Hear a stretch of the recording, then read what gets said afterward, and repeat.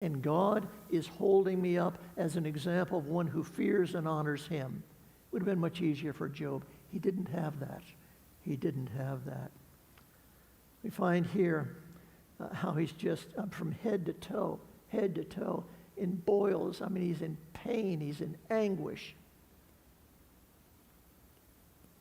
And his wife says, "Do you still hold fast to your integrity? Curse God and die." Now, let's be careful here. She was going through. She didn't have the boils and the pain and everything.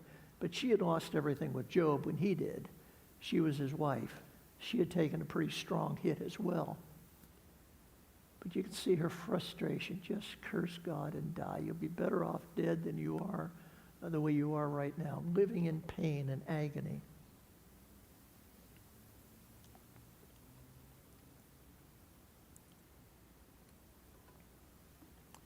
Chapter 2, verses 11 to 13.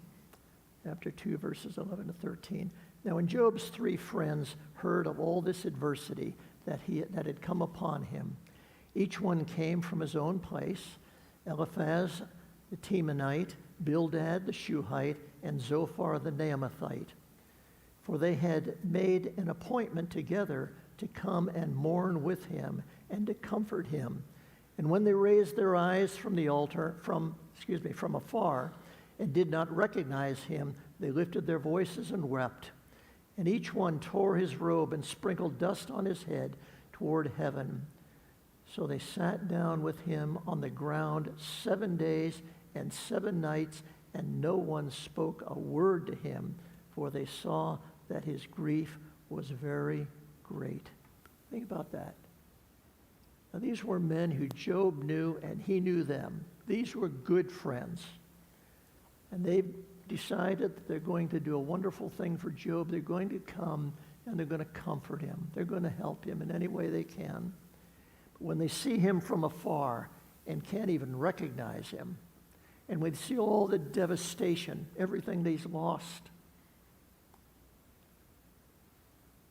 they sit down with Job on the ground, and for 7 days, they just look at him and think about him, and nobody says a word because of his pain, because of his anguish.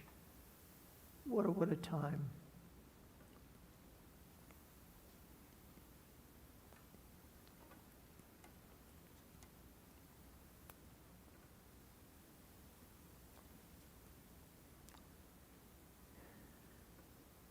But again, Job held fast to God, fast to God. Brothers and sisters, whatever we go through in this life, whatever we go through, let's be committed to God, and let's stand fast in our faith in God. Let's do all we can to honor him. You know, it's wonderful to know where we came from, why we're here, and where we're going. Whatever stage of life we're in, you know, we can rejoice if we know those three things and have a good grasp of the truth of God's word. Why am I here? I know why I'm here. God created me. Where did I come from? Where am I going?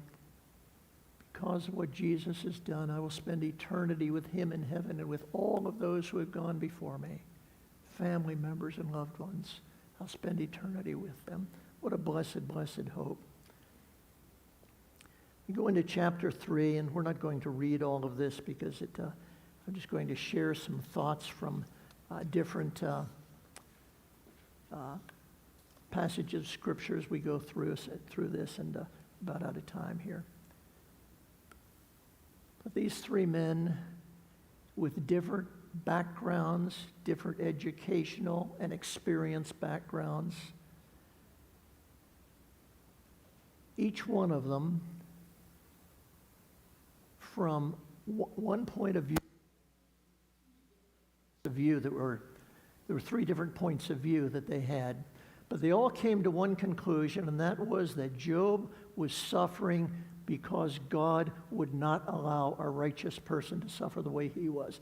There was some sin or sins in his life, and God was judging him. All 3 of them came to that conclusion. They presented it differently.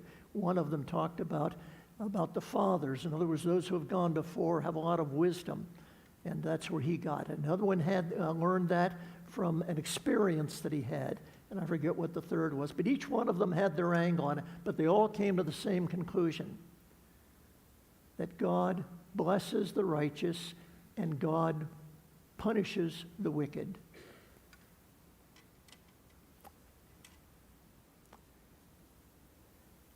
And here was a man who was suffering and got no help, no comfort whatsoever from those who had come to comfort him. Absolutely none. A difficult situation. What a difficult, difficult situation.